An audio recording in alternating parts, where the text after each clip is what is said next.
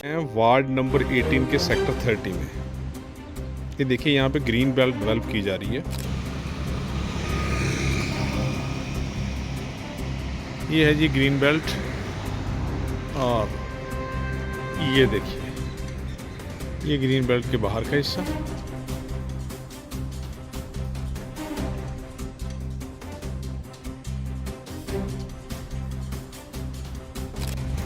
ये देख सकते हैं आप कि ये वार्ड नंबर 18 ही है।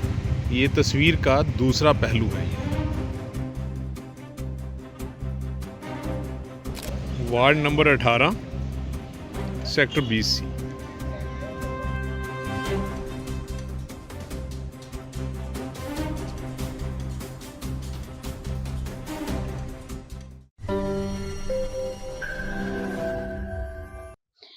घर में नहीं दाने और अम्मा चली भुनाने, यह बात एकदम सटीक बैठती है चंडीगढ़ नगर निगम की कार्यप्रणाली पर। कोरोना काल के बाद से ही नगर निगम में यह ढिंढोरा पीटा जा रहा है कि वित्तीय स्थिति पर भारी संकट है और इसे लेकर केंद्र सरकार तक हरकत में आ गई है।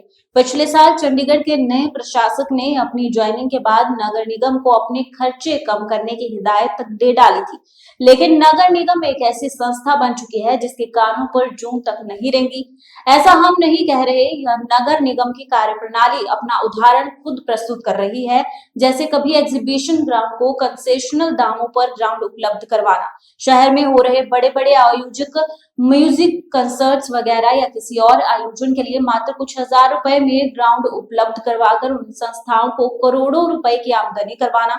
इन बातों पर तो आम आदमी का ध्यान नहीं जाता। आइए हम ताजा उदाहरण आपको दे सकते हैं। शहर में बन रहे करोड़ों रुपए की लागत से नहीं, ग्रीन बेल्ट जैसे वार्ड नंबर 18 में करोड़ों रुपए की लागत लगाकर एक नई ग्रीन बेल्ट तैयार की जा रही है, जबकि इसी वार्ड में पहले से मौजूद ग्रीन बेल्ट निगम से मेंटेन नहीं हो पा रही। हद तो तब होती है जब वार्ड नंबर 18 के निर्माणाधीन ग्रीन बेल्ट में प्लांटेशन का काम पंचकूला की एक प्लांटेशन कंपनी को करोड़ों रुपए में दिया गया है, जबकि वही सारे पौधे चंडीगढ़ हॉर्टिकल्चर डिपार्टमेंट और नगर निगम के हॉर्टिकल्चर विभाग के पास उपलब्ध है।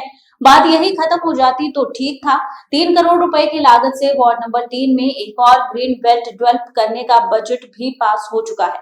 अब सवाल यह उठता है कि जब निगम के पास अपने कर्मियों की तनख्वाह देने के लिए पैसे नहीं हैं, तो यह करोड़ों रुपए के प्रोजेक्ट्स किस आधार पर बनाए व पास किए जा रहे हैं। ये देखिए यहाँ पे ग्रीन बेल्ट डेवलप की जा रही है, और इसमें से कई मज़ेदार चीज़ें मैं आप लोगों से ये बताना चाहूँगा कि एक कहावत है, घर में नहीं दाने और अम्मा चली भुनाने। ये एकदम सटीक बैठती है चंडीगढ़ नगर निगम के ऊपर, क्योंकि एक तरफ तो देखा जाए कि नगर निगम के पास अपने वर्कर्स, चाहे वो आउटसोर्स है चाहे वो रेगुलर एम्प्लॉई हैं, उनको देने के लिए सैलरी नहीं है। और आप डेली न्यूज़ में देख ही रहे होंगे कि जो चंडीगढ़ नगर निगम है वो वित्तीय संकट से जूझ रहा है। और इन सबसे बड़ी बात यह है कि इस ग्रीन बेल्ट का जो एस्टीमेट है वो करोड़ों रुपए में है। और मज़ेदार जानते बात क्या है इसमें सबसे, कि इसमें प्लांटेशन का काम पंचकूला की इको प्लांटेशन कंपनी को दिया गया, और जो भी जाहिर है करोड़ों में होगा। और सबसे अहम बात है कि चंडीगढ़ नगर निगम का अपना बाकायदा हॉर्टिकल्चर विंग है, और as well as Chandigarh administration का भी हॉर्टिकल्चर विंग है। मैं आपको दिखाता हूँ।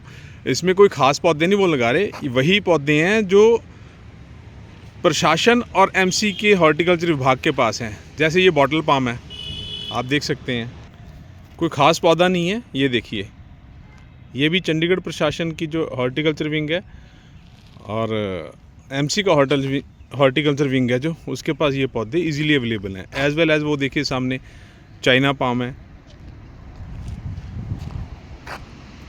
सब पौधे। यानी ये किसकी मिलीभगत से ये जो करोड़ों का धांधली है वो की जा रही है, ये एक जांच का विषय है।